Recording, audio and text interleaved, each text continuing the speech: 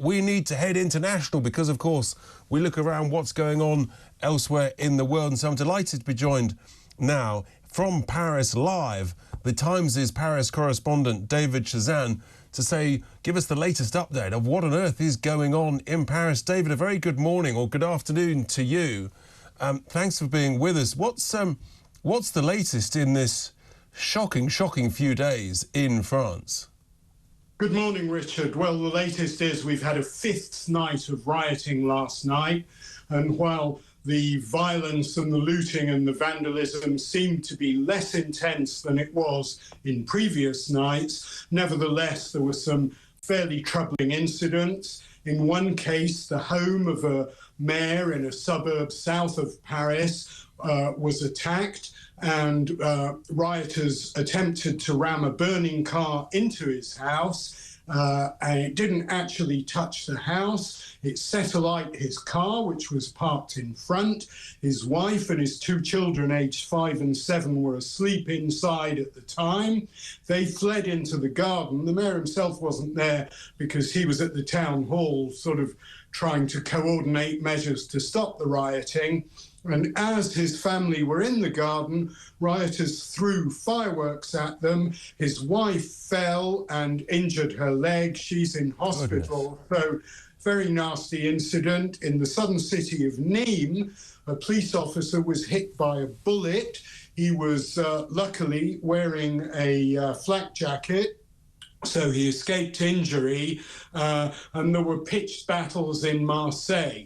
Nevertheless, the intensity, as I said, of the rioting appears to have lessened a bit. And so clearly huge pressure on the French leadership. President Macron, as I understand, he's cancelled the state visit that he planned to Germany. Big pressure on him to declare a state of emergency, including from people like Marine Le Pen. Where do you think that's going to go? Is that going to happen? So far, President Macron's been resisting calls to impose a state of emergency, which would allow the government to curtail some civil liberties. It would allow them, for example, to ban all public gatherings. And Macron's very reluctant to do that. And he seems to be relying on the police. We had 45,000 officers deployed last night across the country. But I think as this goes on, public pressure to do something possibly radical to stop the looting, stop the rioting will mount on the government. And this is certainly something that seems to be occupying every bit of the president's attention at the moment. So, as you say, he cancelled the visit to Germany. I don't think he's dealing with anything really significant other than the rioting at the moment. So he may be forced to impose a state of emergency if this continues much longer. Because, of course, the consequences of this are huge. I mean, these are probably the worst riots that any of us have seen for 20-plus years. But you've got lots of tourists coming into France for summer holidays.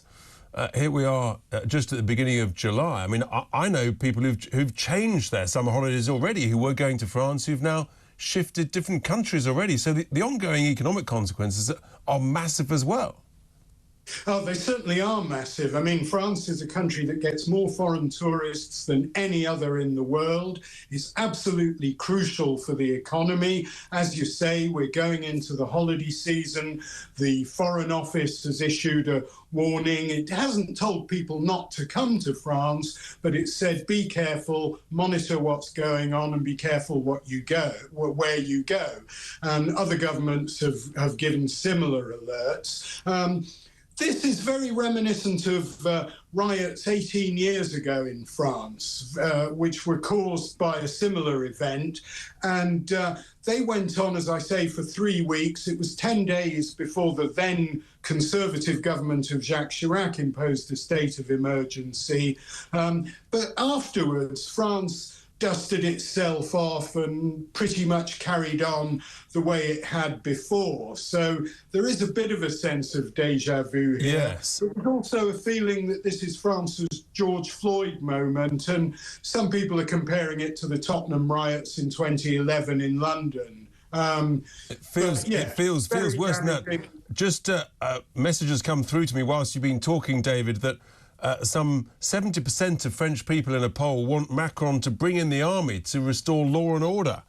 That's a poll, I think, over the last 24 hours or less. So clearly the people want him to show some decisive leadership, and he seems to be wobbling on that. People like a bit of strength from their leaders, don't they?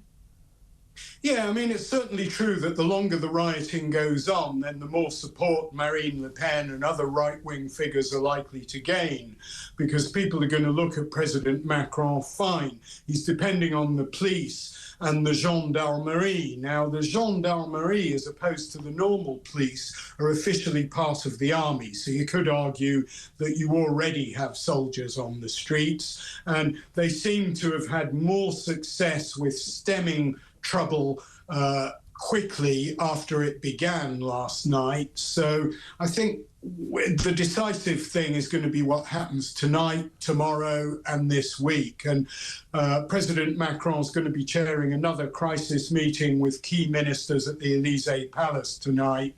But I think people are going to be watching carefully to see whether this apparent lessening of the intensity of the trouble continues. That's right, and it has massive long-term implications as well. David Chazan, thank you so much indeed for sharing the latest news and updates from France. Well, there we are. We'll be keeping a close eye on that evolving situation.